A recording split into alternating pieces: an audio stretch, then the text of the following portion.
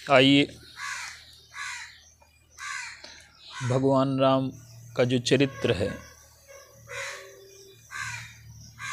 उसका वर्णन तो किसी के बस में नहीं कि कर ले, पर उनके चरित्र का राजनैतिक पक्ष क्या है आज इस पर विचार कर रहे हैं। भगवान राम की जो राजनीति है वो क्या है। समाज में जितने भी पक्ष हैं वो सारे पक्ष मनुष्य के निर्माण के लिए हैं। मनुष्य का चरित्र, मनुष्य का जीवन, मनुष्य का अंतःकरण यदि शुद्ध हो जाता है, पवित्र हो जाता है, तो मानव जीवन की सारी समस्याओं का समाधान हो सकता है। चाहे चिकित्सा शास्त्र हो तो मनुष्य के स्वास्थ्य की रक्षा में लगा है, राजनीति है मनुष्य की व्यवस्थाओं में लगी है, शिक्षा शास्त्र है मनुष्य के अंतःकरण के निर्माण में लगा है। तो जीवन में जितने भी पक्ष हैं ये सब मनुष्य को मनुष्य बनाने के लिए हैं, समस्याओं का समाधान करने के लिए हैं। तो भगवान राम का जो राजनैतिक पक्ष है वो क्या है। देखिए, भगवान राम सबसे पहले जो रावण के विरुद्ध युद्ध का प्रारंभ करते हैं वो किस रूप में करते हैं। युद्ध को भी उन्होंने दीक्षा, सेवा और गुरुदक्षिणा बना लिया। राजनीति का उद्देश्य क्या है। राजनीति का उद्देश्य है मनुष्य की बाहरी व्यवस्थाओं की व्यवस्था करना और उसके अंतःकरण को शुद्ध और पवित्र बनाना। वर्तमान की जो राजनीति है वो दंड पर आधारित है, लोभ पर आधारित है, और लोभ और भय की जो राजनीति है वो मनुष्य को पूरी तरह से दुख मुक्त नहीं बना सकती। भगवान राम की जो राजनीति है वो लोभ और भय से ऊपर की राजनीति है। राजनीति में दंड है, भगवान राम की राजनीति में दंड नहीं है। राजनीति में सम्मान का, पुरस्कार का, पैसे का लोभ दिखाया जाता है, उसमें लोभ नहीं है। तो उनकी राजनीति का जो पहला चरण है रावण के विरुद्ध संघर्ष का, तो उसे वो गुरु दीक्षा के रूप में लेते हैं और यहाँ जो घुसपैठ है उत्तरी भारत में रावण की, उसे समाप्त करने में सफल होते हैं। भगवान राम की राजनीति का उद्देश्य क्या है। सत्ता पर अधिकार करना नहीं है, व्यक्ति के अंतःकरण को बदल करके उसे पूर्ण, पवित्र और शुद्ध बना देना है। रावण की जो राजनीति है वो प्रचलित राजनीति है। सत्ता पर अधिकार करना, अपने लिए मनमाने भोगों की व्यवस्था करना, लोगों की संवेदनाओं का ध्यान न रखना। तो जो प्रचलित राजनीति है वो रावण की राजनीति में भी आज की राजनीति से श्रेष्ठता है, क्योंकि उसकी राजनीति जो है, उसकी जो सत्ता है, वहाँ जीवन के काफ़ी अंग विकसित हो रहे हैं, लेकिन जीवन पतन की ओर जा रहा है। सुख संपत्ति सुत सेन सहाई, जय प्रताप बल बुद्धि बढ़ाई, नित नूतन सब बाढ़त जाई, ये सब उसके राज्य में है। लेकिन उसकी कमी क्या है कि बाहर से व्यवस्था ठीक है, लेकिन अंदर से व्यक्ति अशांत है, अतृप्त है, दुखी है। आंतरिक दरिद्रता चरम पर पहुंच गई है। रावण की राजनीति का प्रभाव क्या है कि अपने स्वार्थ के लिए हिंसा पर अतिप्रीत तिनके पापहि कवन मिति। जैसे आज है कि हमें अपने स्वार्थ के लिए जीवों की हत्या में कोई समस्या नहीं है, तो रावण की राजनीति स्वार्थ पर टिकी है, बल पर टिकी है, अपने भोग पर टिकी है, अपने स्वार्थ पर टिकी है। और भगवान राम की राजनीति का उद्देश्य है सत्ता पर अधिकार करना नहीं है, अपने लिए भोगों की व्यवस्था करना नहीं है। समाज में विषमता मिट जाए, प्रत्येक व्यक्ति तक भोग पहुंच जाए, प्रत्येक व्यक्ति की आंतरिक और बाहरी जरूरतें पूरी हो जाएं। तो राजनीति का जो पवित्रतम उद्देश्य है वो सेवा है, त्याग है और समर्पण है। तो गुरु जी के साथ जाकर के राजनीति का पहला चरण यज्ञ की रक्षा है। यज्ञ क्या है? आदान प्रदान की प्रक्रिया का ईमानदारी से पालन करना ही यज्ञ है। हम जो लेते हैं माता पिता से, समाज से, प्रकृति से,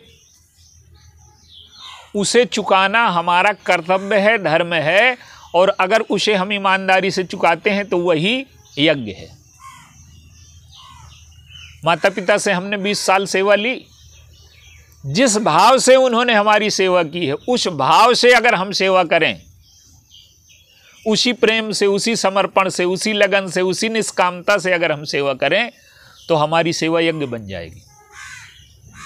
आप देखिए, हम जो वस्त्र पहनते हैं क्या हमने बनाए हैं?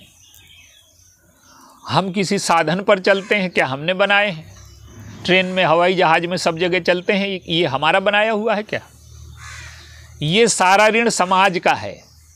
जिन वैज्ञानिकों ने ये आविष्कार किए हैं, हम उनका नाम तक नहीं जानते जिसने बिजली बनाई है, लेकिन हम बिजली का उपयोग करते हैं। तो क्या हम ऋणी नहीं हैं इन लोगों के? तो क्या हमारा कर्तव्य नहीं है? क्या पैसे भर से हो जाएगा? पैसे से हमने वस्त्र खरीद लिए तो क्या वो टेक्नोलॉजी हमें पता है? तो जिन लोगों ने अपना जीवन दिया वो टेक्नोलॉजी लगाने में, जिन लोगों ने अपना जीवन समर्पित किया समाज की सेवा में, उन सब के ऋणी हैं हम। प्रकृति के इसलिए ऋणी हैं कि वो हमारे लिए भोजन की, पानी की, वायु की, सबकी व्यवस्था करती। तो इन सब का अगर हम ऋण नहीं चुकाते तो हमारा जीवन यज्ञ नहीं बनता। तो भगवान राम ने क्या किया कि जो यज्ञ में बाधा डाल रहा है, अब बहुत व्याख्या का समय नहीं है। यज्ञ की बाधा का अर्थ है कि यज्ञ में बाधा डालने वाले कौन? 3 तत्व हैं, ताड़का, मारीच और सुबाहु। ये रावण के सब सेनापति हैं, सैनिक। ताड़का कौन है? हम जो अच्छा कार्य करते हैं उसके बदले में दूसरों से सम्मान की आशा रखना। हम समाज में जब व्यापार व्यवहार करते हैं तो धन की भी आशा रखते हैं। तो स्वार्थ की आशा रखना ये तो छोटा सा स्तर है जीवन में, अपने आवश्यकताओं की पूर्ति करना। लेकिन जो यज्ञ के लिए गए हैं उन्होंने स्वार्थ त्याग दिया है, वो भी सम्मान की आशा रखते हैं। और जब हम किसी से सम्मान की आशा रखेंगे तो दोष और दुख पैदा होंगे। तो भगवान राम ने यज्ञ की रक्षा तो की, पर गुरु जी की सेवा के रूप में की। तो पहला चरण उनकी राजनीति का है कि जो अतिक्रमण है देश में, रावण की विचारधारा का, उसकी सैनिक चौकियां हैं, वो पहली समाप्त करने में सफल हुआ। उनकी राजनीति का जो दूसरा चरण है वो शुरू होता है अयोध्या से। बाहर से लगता है कि ये वनगमन है, पिताजी की आज्ञा का पालन है, ये धर्म का पक्ष है। लेकिन राजनीति का पक्ष यहां क्या है? ज्ञान का पक्ष है, भक्ति का पक्ष है, धर्म का पक्ष है, समाज का पक्ष है, वो सारे पक्ष हैं। लेकिन हमें राजनीति का पक्ष ये लेना है कि भगवान राम अगर गद्दी में बैठ जाएं दशरथ जी के कहने से, तो बड़ी विचित्र स्थिति बनेगी कि एक तरफ रावण भी गद्दी में बैठा है, एक तरफ भगवान राम भी बैठ जाए। दशरथ जी के साथ दशमुख का शासन चल सकता है, पर राम राज्य का अर्थ है किसी भी प्रकार की बुराई जब समाज में न रह जाए, वो राम राज्य है। प्रत्येक व्यक्ति का हृदय पूर्ण हो जाए, प्रत्येक व्यक्ति के जीवन से दोष चले जाएं, प्रत्येक व्यक्ति के जीवन से दुख चले जाएं, काल कर्म स्वभाव गुण सारे प्रकार के दुख चले जाएं, मनुष्य का अंतःकरण तृप्त हो जाए। आज क्या है, आज जीवन बाहर से वैभव दिखता है, लेकिन आंतरिक रूप से आज व्यक्ति दरिद्र हो गया है। हृदय उसका संकुचित हो गया है, उसके जीवन में दुख है, तनाव है, तो बाहर से पूर्ण दिखते हुए उसका जीवन अधूरा है, अतृप्त है, दुखी है, तनावग्रस्त है। तो भगवान राम राजनीति का दूसरा चरण शुरू करते हैं अयोध्या से वन की ओर प्रस्थान करके। वो स्वयं कहते हैं कि पिता दीन मोहि कानन राजू, पिताजी ने मुझे जंगल का राज्य दिया है। हम लोग समझते हैं कि व्यवस्था हाथ में हो जाए, गद्दी आ जाए, दंड आ जाए, वैभव आ जाए, सत्ता मिल जाए, ये राजनीति है। भगवान राम कहते हैं कि नहीं। वो करते क्या हैं, जन चेतना प्रत्येक व्यक्ति, अगर गद्दी में बैठ जाते वो तो क्या होता, प्रत्येक व्यक्ति से मिल नहीं सकते थे, क्योंकि उनके साथ वैभव होता, ऐश्वर्य होता। प्रत्येक व्यक्ति खुल करके उनसे मिल न पाता, अपने हृदय की बात न कह पाता। भगवान राम यदि सिंहासन पर बैठे होते तो केवट ऐसी बातें कर पाता उनसे। तो वो स्वयं को वनवासी बना करके प्रत्येक व्यक्ति से मिलने जा रहे हैं, और उन्होंने राजनीति का पक्ष स्पष्ट कर दिया मां कैकेयी के सामने। सन्यासी वेश में धनुष बाण धारण किया उन्होंने, माने हम स्वार्थ, लोभ, सत्ता के लिए संघर्ष न करेंगे, वैभव के लिए संघर्ष न करेंगे, पर समाज पर कोई संकट आएगा तो हम उदासीन नहीं रहेंगे। तो भगवान राम की जो राजनीति है वो सत्ता पर अधिकार पाने के लिए नहीं है। किसी पर कोई अधिकार न कर पाए, चाहे सत्ताधारी हो चाहे कोई हो, प्रत्येक व्यक्ति दासता से मुक्त हो जाए, उसे किसी प्रकार के दंड का भय न रह जाए, न यमराज के दंड का भय, न राजा के दंड का भय, उसकी आंतरिक दरिद्रता मिट जाए, वो पूर्ण हो जाए। इसलिए भगवान राम के राज्य में कोई राजाज्ञा नहीं है, अनुशासन नहीं है, प्रत्येक व्यक्ति हृदय से संचालित होता है। तो वो धनुष बाण लेकर के चलते हैं कि प्रत्येक व्यक्ति दासता से मुक्त हो जाए। जो रावणत्व की दासता है, ये क्या है, हम अहंकार के बंदी हैं, विषयों के दास हैं, स्वार्थ के दास हैं। हम चाहे जितने बड़े ऊंचे पद पर बैठे हों, लेकिन हम लोभ के दास हैं, स्वार्थ के दास हैं, अहंकार के दास हैं। प्रत्येक व्यक्ति इस दासता से मुक्त हो। तो जब वो वन की ओर प्रस्थान करते हैं तो मुनि मंडली से पहले मिलते हैं, कोल की रातों से मिलते हैं, और प्रत्येक व्यक्ति से हार्दिक संबंध स्थापित करते हैं। गद्दी में बैठा हुआ व्यक्ति वैभव के संबंध हो सकते हैं, पर हार्दिक संबंध नहीं हो सकते। और जो समाज का पिछड़ा हुआ वर्ग कहा जाता है, उसके हृदय को आंदोलित करने में वो समर्थ होते हैं, उसमें आत्मविश्वास भरते हैं, उसके हृदय में परिवर्तन लाते हैं। केवट जब भरत जी से लड़ने को तैयार हो जाता है तो वो भगवान राम की राजनीति की देन है कि उसमें इतना आत्मविश्वास भर दिया कि वो अन्याय के लिए प्राण देने को तैयार है। वो अन्याय नहीं सहेगा, चाहे भरत हो चाहे कोई हो। उसका जो भाषण है वो सोने के अक्षरों में लिखा है। समर मरन पुर सुर सरि तीरा, राम काज सन भंग छन भंग शरीरा, भरत भाई नृप मैं जनु मीचू, नीचू बड़े भाग पाई अस मीचू। तो ये क्रांतिकारी परिवर्तन है जो लोगों के हृदय में वो पैदा करते हैं, और ये संभव होता है जब वो सत्ता विहीन मुनि हैं। ये सब बड़े आंतरिक सूत्र हैं, ये कहानियां नहीं हैं। तो लोगों के अंतःकरण को बदलना है तो उनके अंतःकरण के पास बैठना पड़ेगा, उनके हृदय को छूना पड़ेगा और उनके हृदय में जो विकृतियां हैं, जो दुर्बलताएं हैं, उन्हें दूर करना पड़ेगा। केवट को सखा बनाया। सखा कहने का तात्पर्य है उसमें आत्मविश्वास उत्पन्न करना, उसके अंदर जो सामाजिक दीनता लाद दी गई है उसे लोग नीचा समझते हैं जाति की दृष्टि से। तो चाहे जाति की विषमता हो, चाहे धन की विषमता हो, चाहे पद की विषमता हो, जब तक विषमता रहेगी राजनीति कभी भी सफल नहीं हो सकती। और भगवान राम ने सब प्रकार की विषमताएं मिटा दी। जाति की विषमता मिटा दी, धन की विषमता मिटा दी, पद की विषमता मिटा दी। तो जो दूसरा चरण है उनकी राजनीति का, वो लोगों से संपर्क स्थापित करना है, लोगों के हृदय को बदलना है। केवट इतना संपन्न हो गया,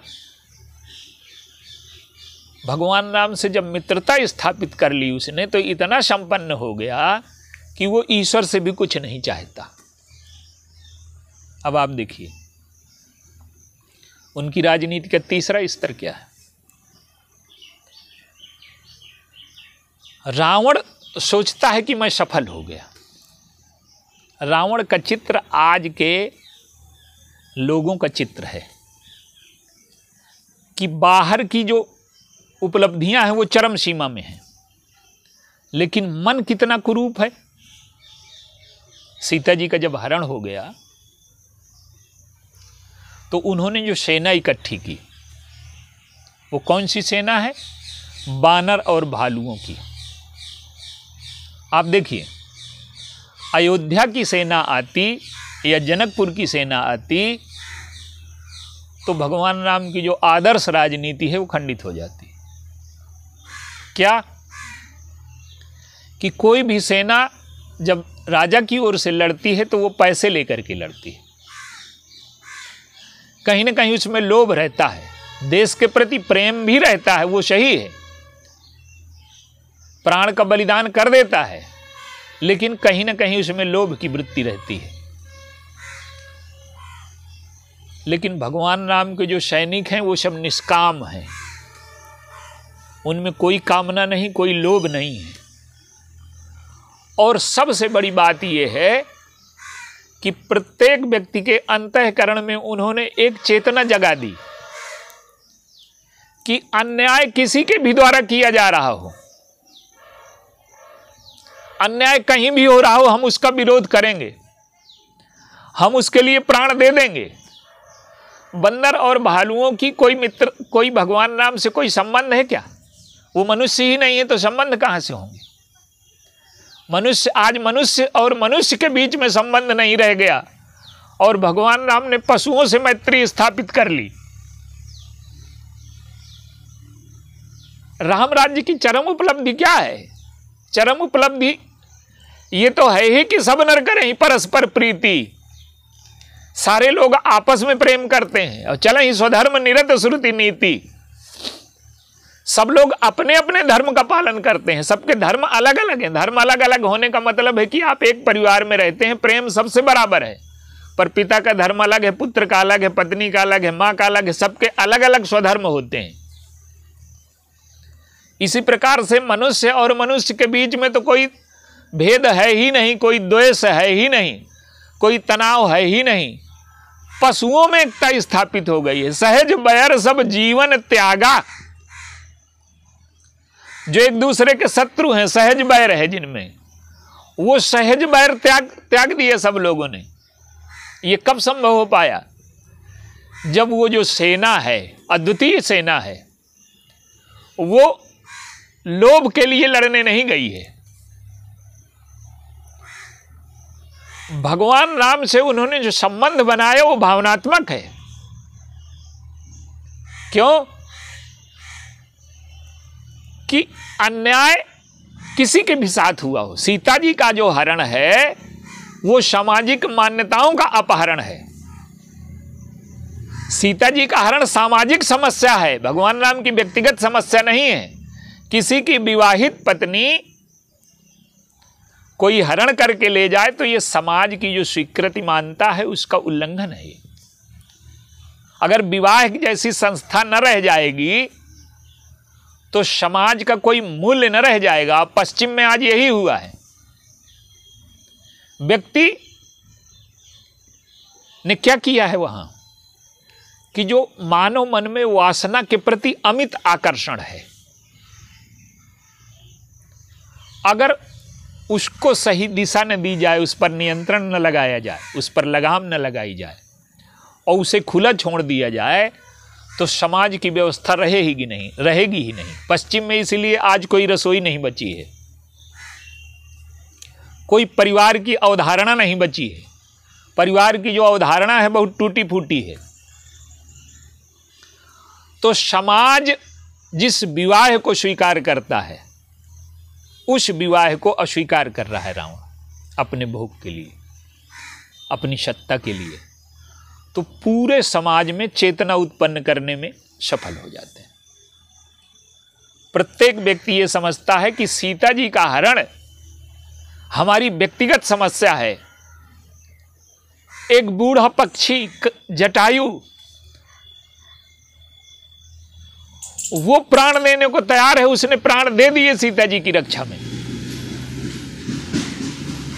जो समाज का सबसे निकृष्ट वर्ग हो सकता है, चाहे पक्षियों में मनुष्य, तो क्या कहेंगे उसको। तो वहां ब्राह्मण की पशुता और पशु का ब्राह्मणत्व, इसमें संघर्ष हो रहा है। और ये सब भगवान राम की राजनैतिक प्रेरणा की देन है। आज मनुष्य, आज ब्राह्मण पशु से नीचे चला गया, गीध से नीचे चला गया, और गीध आज मनुष्य से, ब्राह्मण से ऊपर उठकर के ईश्वरत्व की ओर चला गया। दूसरों की पीड़ा के लिए अपने प्राण की आहुति दे दी। तो समाज के प्रत्येक वर्ग में अन्याय के प्रति आक्रोश पैदा किया, उसके हृदय को बदल दिया। लेकिन प्रतिक्रिया नहीं है इसमें। ये जितने बंदर और भालू हैं, ये राम के लिए संघर्ष करते हैं, लेकिन उन्होंने संबंध क्या बनाया। सीता जी को जब देखा तो भगवान ने कहा कि सीता प्रभु पयादे आने हो। ये बंदर जिन्होंने प्राण देने के लिए संकल्प लिया है, बंदर भालुओं ने, तो ये दशरथ की पुत्री के लिए युद्ध नहीं कर रहे, दशरथ की बहू के लिए, जनक की पुत्री के लिए संघर्ष नहीं कर रहे, भगवान राम की पत्नी के लिए नहीं, अपनी मां के लिए संघर्ष कर रहे हैं। तो प्रत्येक व्यक्ति से उन्होंने संबंध ही स्थापित कर लिया हार्दिक। सीता जी हैं वो मां है, हनुमान जी की नहीं है, सारे बंदरों की है, सारे भालुओं की है। देखो कपि जननी की नाई, बिहसी कहा रघुबीर गोसाई।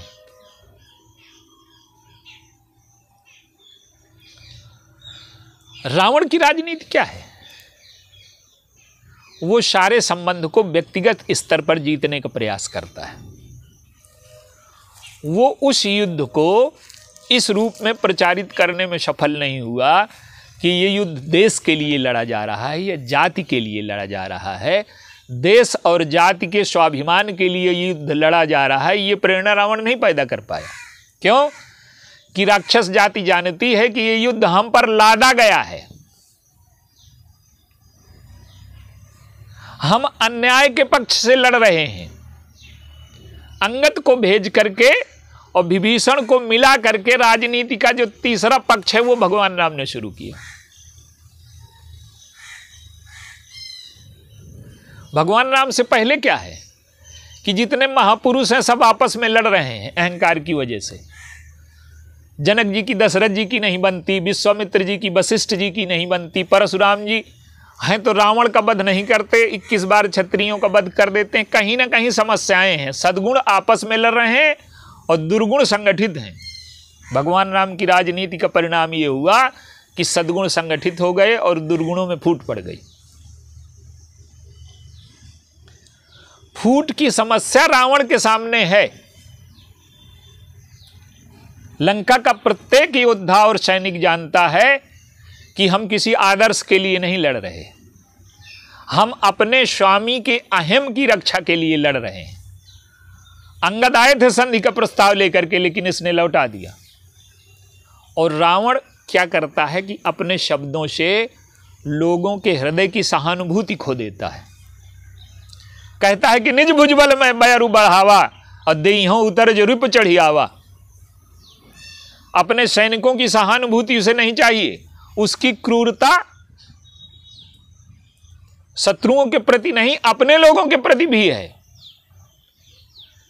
जब राक्षस भगते हैं तो कहता है कि सर्वस खाए भोग कर नाना, समर भूमि भय बल्लभ प्राणा। और भगवान राम क्या जवाब देते हैं? रावण कहता है निज भुज बल में बैरु बढ़ावा, और भगवान राम कहते हैं कि तुम्हारे बल में रावण मार्यो। तो प्रत्येक व्यक्ति को यह महसूस होना चाहिए कि अन्याय के मिटाने में हमारा क्या योगदान है, अत्याचार को मिटाने में हमारा क्या योगदान है। आज राजनीति इस प्रेरणा को उत्पन्न करने में असफल है। राष्ट्र के प्रति हमारे क्या कर्तव्य हैं, राष्ट्र प्रेम का क्या स्वरूप है, हमारा क्या योगदान है। हम अपने वैभव और भोग के लिए राष्ट्र प्रेम से समझौता कर सकते हैं। घूस लेना क्या है? हमें किसी पद पर बैठाया गया, राष्ट्र ने हमें एक दायित्व दिया, उस दायित्व का हम पालन कर रहे हैं क्या? हम राष्ट्र के सेवक हैं, राष्ट्र के नागरिक हैं, हमें राष्ट्र ने अधिकार दिए पद के नाते, सत्ता के नाते, तो हम उसका राष्ट्र प्रेम में उपयोग कर रहे हैं कि अपने स्वार्थ और भोग के लिए उसका उपयोग कर रहे हैं। तो आज की राजनीति ये प्रेरणा देने में असमर्थ है कि अन्याय किसी भी स्तर पर नहीं होना चाहिए।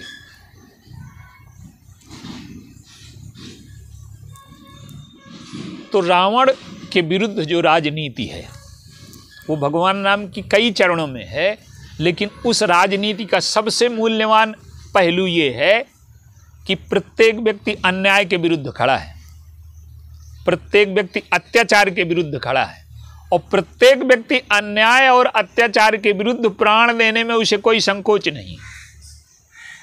वो किसी प्रकार के लालच और लोभ से राम की ओर नहीं है, निस्वार्थ, कोई कामना नहीं है। कामना है तो न्याय के विजय की है। और यही प्रेरणा अगर आज की राजनीति राष्ट्र प्रेम के प्रति पैदा कर सके कि हमारा पहला कर्तव्य है कि इस देश के नागरिक हैं तो इससे प्रेम करना हमारा कर्तव्य है, राष्ट्र के लिए राष्ट्र के रक्षा के लिए, राष्ट्र की रक्षा के लिए प्राण देना हमारा कर्तव्य है, किसी पर अन्याय और अत्याचार न होने देना हमारा कर्तव्य है। ये केवल नेताओं का कर्तव्य नहीं है। राजनीति में प्रत्येक व्यक्ति, आज तो लोकतंत्र हम कहते हैं, लोकतंत्र का क्या अर्थ है कि हमारा केवल वोट देना कर्तव्य है, क्या बाकी सब सरकार करे? हमारा कर्तव्य है कि हम राष्ट्र प्रेम के लिए, राष्ट्र की सेवा के लिए अपने स्वार्थ का बलिदान करें। अपने भोग के बलिदान की स्थिति आ जाए तो हम अपने भोग का बलिदान करें, अपने अहम को छोड़ करके राष्ट्र के अहम की रक्षा में लग जाएं।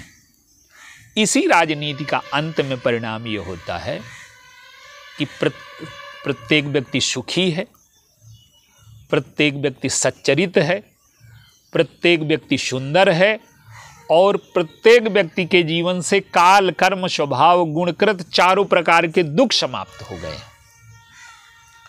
तो भगवान राम की राजनीति का परिणाम ये है कि प्रत्येक व्यक्ति का जीवन अंदर से स्वस्थ है, सुंदर है, और बाहर से भी वो स्वस्थ और सुंदर है। बाहर और भीतर का भेद मिट गया है। आज बाहर चीज़ों का ढेर लगा है और अंदर से व्यक्ति अतृप्त है, दुखी है, अशांत है, अपूर्ण है, गरीब हो गया है। तो भगवान राम की राजनीति है अंदर और बाहर से व्यक्ति को संपन्न बना देना, पूर्ण बना देना और उसे दुख से मुक्त कर देना। ये राजनीति का परिणाम है। बोलिए सियावर राम।